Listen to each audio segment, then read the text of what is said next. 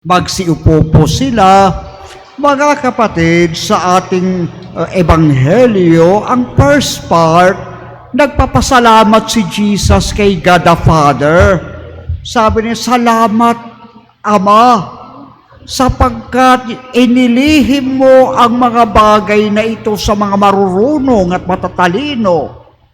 Ipinagkaloob mo sa mga mababa ang kalooban tulad ng mga bata. Anong ibig sabihin yun ni Lord? Ano yung inilihim? Yung lihim, yung ebanghelyo, yung katotohanan ng Diyos, yung aral ng Diyos. At bukod pa ron, yung presensya mismo ng Diyos sa lupa na yung God, nagkatawang tao ang Diyos at nakipamayan sa atin, namuhay sa piling natin. Imagine, isinilang sa Bethlehem ang Diyos, lumaki sa Nazaret, nagsisimba sa Jerusalem, nakatira sa Capernaum. Pero yung mga sinasabing matatalino, yung mga Pariseo, hindi nila nakilala ang Diyos. Inaway-away pa nila ang Panginoong Yesus, siniraan pa nila, ipinakulong at pinabugbog at pinapatay. Bakit? Kasi ang tingin nga nila sa sarili nila, matatalino sila, magagaling sila. Kaya yung kanilang isip at puso ay nadiliman ng pagmamataas. Ang tawag po sa kasalanan iyon ay pride. Pride. Kapag ang isang tao mataas ang pride, hindi niya nakikita ang kabutihan na nasa kanyang harapan. Magiging mapang-api siya. Ganon yung mga tao masasakit magsalita, nang aaway, minumura yung ibang tao, naninira ng ibang tao. Hindi kagaya ng Panginoon na mababa ang kalooban kasi humble. Kayo sabi ng Panginoon, yung sikreto na hindi makita ng mga Pariseo, nakita ng mga taong mabababa ang kalooban.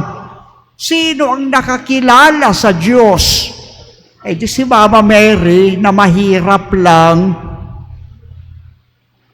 plain housewife, si Saint Joseph na karpintero lang, sila Saint Peter na mga mangingisda lang, sila Saint Mary Magdalene na mga makasalanan na nagsisi, nagbagong buhay. Yung mga dapat sana matatalino, sila Ana, sila Kaipas, hindi nila nakilala ang presensya ng Diyos. Kaya unang-una, napakahalaga na dapat tayong lahat, we have an humble spirit, humble attitude. Kasi pag tayo mapagbataas, pagmumulan yan ng kadiliman. Ng kadiliman.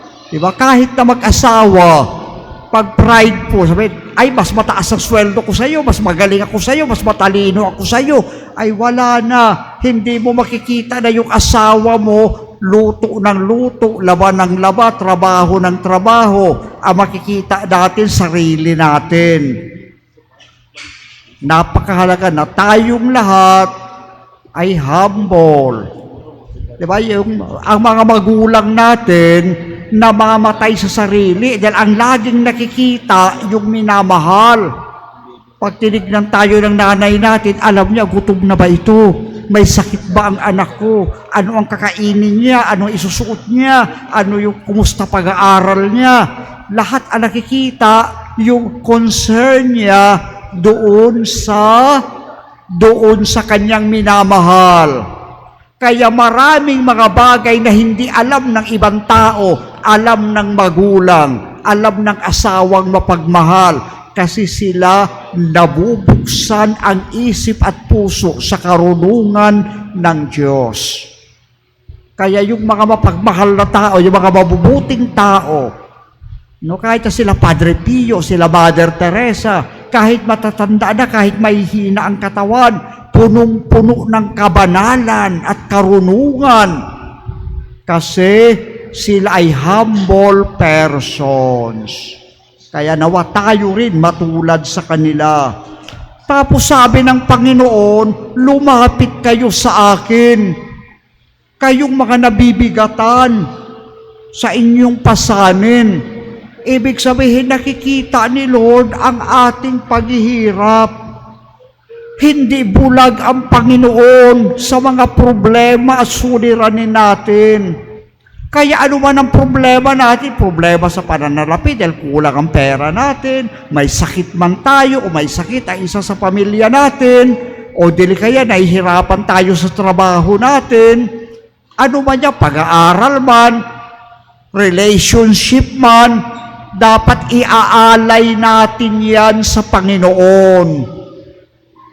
Di ba? Kaya pag nagpunta tayo ng Quiapo, Baclaran, Antipolo, Banawag, napakaraming tao. Kahit dito sa ating katedral, araw-araw maraming tao nagdadasal, umiiyak, iniyahain ang kanilang mga problema sa Panginoon. May mga taong kapag may problema, naglalasing. Kaya lalong lalaki ang problema. Kasi hindi makapag-isip ng tama, lasing. Hindi makapagtatrabaho yun. Mainit ang ulo nun. Kapag may problema, magsusugal, ay lalong lalaki ang problema, lalong mawawala ng pera. Kapag may problema, nagwawala, nagmumura na, lalong may kaaway, lalong mas maraming kaaway, mas maraming samaan ng loob. May iba nagda-drugs, nababaliw. Masisira yung katawan nila, yung utak nila, lalasunin ng drugs. Pero ang Katoliko na may matibay na pananampalataya, pag may problema, pupunta sa simbahan, haharap sa tapat ng banal na sakramento at iiyak kay Jesus. At sasabihin niya, Lord, alam kong hindi ako nag-iisa. Kapiling kita sa buhay ko. Titignan ang Panginoong Yesus na nakapako sa krus. Sabihin, Lord, tulad mo, napapako din ako sa problemang ito.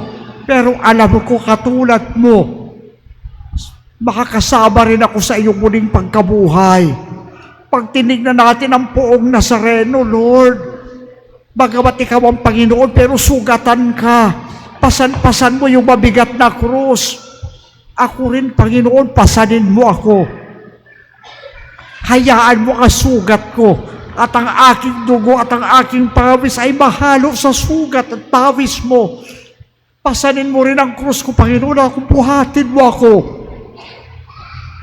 Upang sa pamamagitan yan, magkakaroon tayo ng strength and consolation from the Lord. Kaya may mga taong pag namatayan, nababaliw halos sa kaiiyak. Pero pag ang Katoliko namatayan, sabihin, Lord, kahit masakit, namatay ang nanay ko, yung lola ko, yung kapatid ko, pero alam ko, Lord, hindi pa ito tapos. Buhay ang kaluluwa nila, magkikita-kita kami sa buhay na walang hanggan. Lord, ang aking asawang may sakit, ang aking anak o apo na may sakit, I consecrate them to you, Lord. I offer them to you for healing and for spiritual strength. Kaya sumalok tayo ng lakas at pag-asa sa puso ni Kristo. At panghuli, mga kapatid, sabi ng Panginoon, ang aking puso ay maamo at mababang loob. I am meek and humble of heart. Ang taong puno ng pag-ibig, maamo. Di ba? Kahit magkamali tayo, sasabihin ni nanay, huwag mo nang uulitin yan ha, tama na yan. Opo, nanay. Tapos, hindi na palalakihin pa. Hahalikan pa rin tayo, yayakapin pa rin tayo, pakakainin pa rin tayo. No? Kaya yung mga tao, mura ng mura, laging galit. Tanong, bakit ako galit? I must be peaceful and loving. May problema ba, nakangiti pa rin, matatag pa rin. Kasi kumakapit kay Kristo. Sinong makapaghihiwalay sa atin sa pag-ibig ng Diyos? Paghihirap ba, kapighatian, pag-uusig o gutom o tabak, kahit na ang kamatayan, hindi makapaghihiwalay sa atin sa pag-ibig ng Diyos.